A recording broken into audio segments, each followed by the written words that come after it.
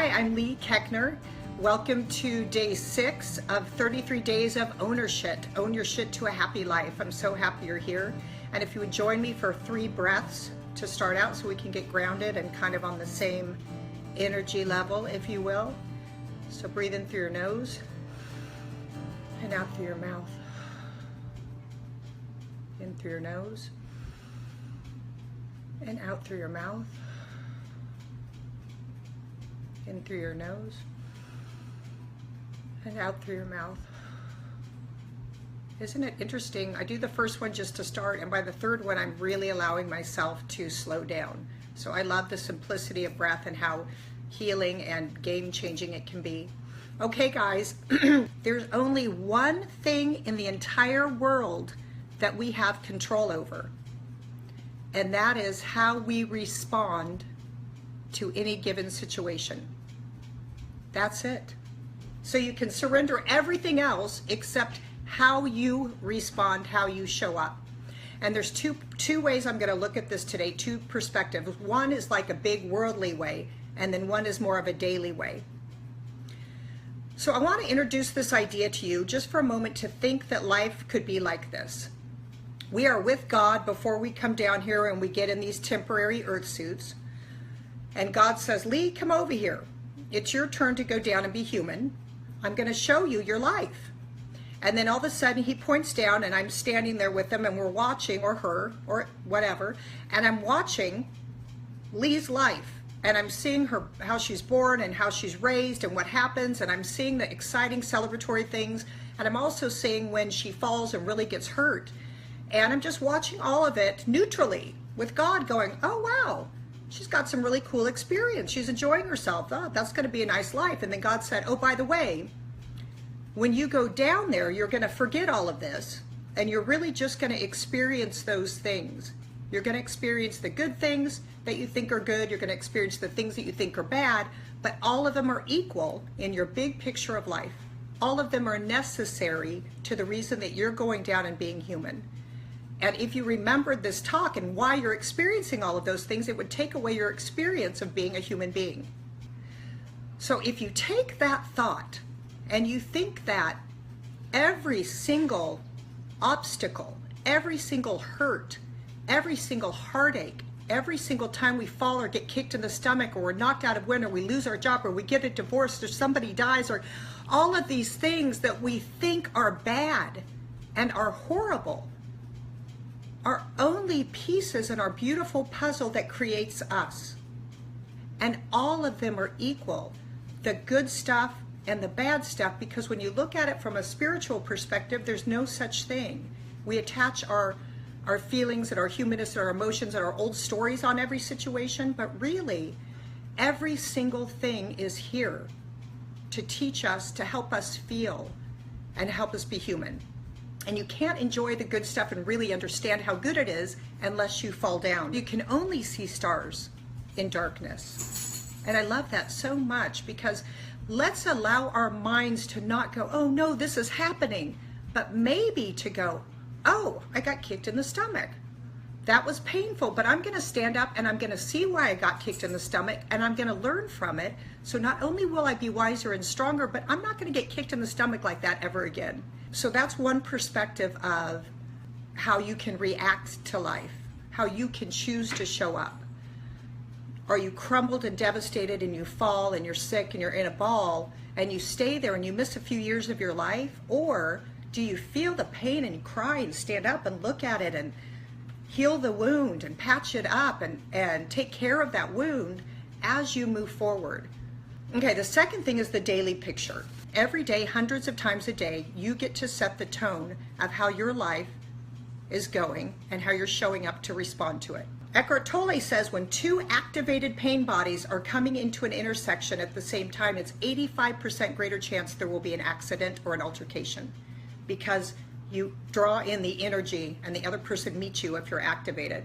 Will you match the angry energy of the guy that cut you off in your car, the president, your partner, or will you show up, take a breath, and make a different choice?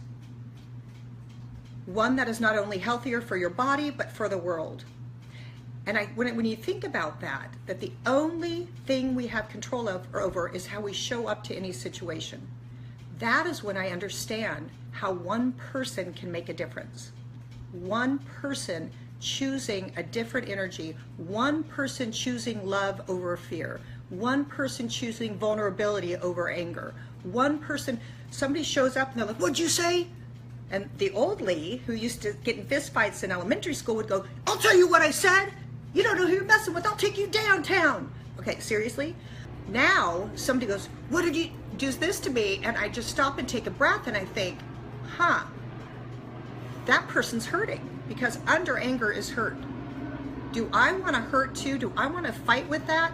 Or do I want to step back and take a breath and take care of myself? Because I don't want my blood pressure to go up. I don't want to get in a fight. I hate fighting with people. It gets so tense in my body. I hate it. So instead of me getting reactive, or instead somebody cuts me off, try today to have a new perspective. Try to show up differently and try to realize that if you're matching negative energy, if you're mad at the president and you're using anger to be mad and yell and talk about the TV, you are exactly on the same plane as that person. I'm saying the president right now because a lot's going on with his voice and how the world is responding, especially in America, the fighting and the carrying on. But if we saw the president is having a hard time and struggling or whatever's going on with him, and we didn't react with anger, we reacted with kindness and calm and moved forward in a way to make a difference in the world. I just think that is where one person can make a difference. Just think every time somebody does this to you or comes and gets in your face or you feel triggered and you take a breath and you decide to respond with love or tenderness or kindness or gentleness, you just shifted the energy. If everyone was doing these shifts, it would be felt all around the planet, and we can do it right now. So that is awesome to me, because I got that this morning when I was thinking about this, that we can make a difference, one person. It is that be the change that you want to see in the world. You do it. Okay, that excites me. And then I wrote down Newton's third law: for every action there is an equal and opposite reaction. And that is where you can engage that principle, engage that scientific principle by saying there is going to be an opposite reaction. There is going to be something coming back, but I am going to send back love. I am not going to engage. It helps nothing and it hurts my body. Happiness is a respite from learning. So when we're just fully happy and skipping through prairies and everything, it's just a break to see the beauty around us and to take a few breaths before we dive into the next thing that's going to trigger us for us to learn from. So I want to get to the point where something comes and kicks me in the stomach, or someone dies, someone gets sick, I lose a job, something that's really big. I want to one day look at that neutrally, not as a victim and not as a crumbler and not as a person who's like, why me? Instead, like, oh, I guess I better put on my thinking cap. It looks like it's time for me to learn something, and I want to learn it so deeply that I can share it with other people and never have to experience it again. Here is a quote that I am reading that I saw that I liked. I am responsible, although I may not be able to prevent the worst from happening. I am responsible for my attitude towards the inevitable misfortunes that darken life. Bad things do happen. How I respond to them defies my character and the quality of my life.